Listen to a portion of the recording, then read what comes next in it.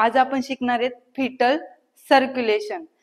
Foetal circulation हे गर्भाशयामध्ये असेपर्यंत ते वेगळ्या पद्धतीने आणि वेगळ्या मार्गातून होत असते। तसंच गर्भाशयाच्या बाहेरील आणि गर्भाशयाच्या आतील गर्भरक्त परिभ्रमण हे वेगवेगळे असते। तसेच आपल्याला लक्षात ठेवण्यासारख्या 2-3 गोष्टी आहेत। कोणत्या? तर गर्भरक्त परिभ्रमणाची वैशिष्ट्ये। तर ह्याच्यामध्ये फिटल सर्क्युलेशन जे आहे तर हे आई आणि बाळ यांच्यामध्ये प्लासेंटा थ्रू होत असते। दुसरं वैशिष्ट्य आहे ते गर्भरक्त स्वतःचे रक्त तयार करत असते। आणि तिसरं वैशिष्ट्य जे आहे ते गर्भाचे रक्त आणि आईचे रक्त हे कधी प्लासेंटा बॅरियर्स मुळे एकमेकांमध्ये मिसळत नाही। त्यानंतर आपण पाहूया गर्भरक्ताच्या परिभ्रमणामध्ये गर्भाच्या शरीरामध्ये तात्पुरत्या काही रचना असतात त्या पाहूया। पहिली जी आहे ती तात्पुरती रचना, तर ही जी अम्बिलिकल व्हेन जी आहे ती व्हेन लिव्हर कडे इन्फेरियर आणि सुपेरियर व्हेना कावाला मिळते।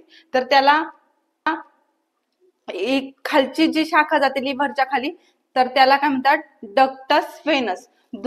त्यानंतरची जी रचना आहे ती लेफ्ट ॲट्रियम आणि राईट ॲट्रियम यांच्यामध्ये तात्पुरतं जे छोटस छिद्र तयार होतं त्याला म्हटलं जातं फोरामेन ओव्हल। त्यानंतरची जी रचना आहे ती पल्मनरी आर्टरी आणि अओर्टा यांच्यामध्ये एक स्नायुमयी पोकळी तयार होती, तिला म्हटलं जातं डक्टस आर्टरिओस। हे 4 रचना ज्या आहेत त्या तात्पुरत्या आहेत। जोपर्यंत फिटल हे गर्भाशयामध्ये असतं तोपर्यंतच्या ह्या रचना आहेत, त्याच्यानंतर चेंजेस होऊन जातात। त्यानंतरचा आपल्याला पाहायचंय फिटल सर्क्युलेशनचा घटनाक्रम। ज्यावेळेस प्लासेंटाकडून रक्त हे अम्बिलिकल व्हेन, याच्यामध्ये अम्बिलिकल व्हेन मध्ये जे रक्त असतं ते 80% शुद्ध असतं आणि ह्यूमन बॉडीमध्ये ब्लड फिल्ट्रेशन हे लंग्स करतात, तर फिटल मध्ये प्लासेंटा हे ब्लड फिल्ट्रेशन करत असतो। त्यानंतर व्हेन मार्फत अम्बिलिकल व्हेन मार्फत हे जे ब्लड आहे ते ऑक्सिजनेटेड ब्लड जे आहे ते इन्फेरियर व्हेना कावा मार्फत राईट ॲट्रियम मध्ये येतं।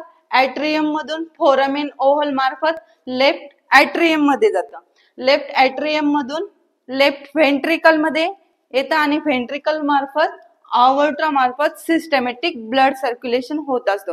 तसंच गर्भाच्या मेंदूकडून म्हणजे वरच्या भागातून जे ब्लड येतं ते सुपेरियर व्हेना कावा मार्फत राईट ॲट्रियम मध्ये येतं।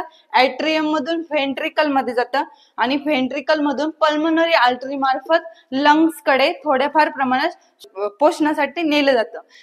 लंग्स कडून जे उरलेलं रक्त आहे ते व्हेन मार्फत लेफ्ट ॲट्रियम मध्ये येतं। ॲट्रियम मधून व्हेंट्रिकल मध्ये येतं। व्हेंट्रिकल मधून अओर्टा मार्फत पुन्हा सिस्टमॅटिक ब्लड सर्क्युलेशन होतं। तसेच उरलेलं जे रक्त आहे ते हायपोगॅस्ट्रिक ॲट्री, तसंच त्याला अम्बिलिकल आर्टरीज असं सुद्धा म्हटलं जातं, ते पुन्हा प्लासेंटाकडे शुद्धीकरणासाठी आणलं जातं।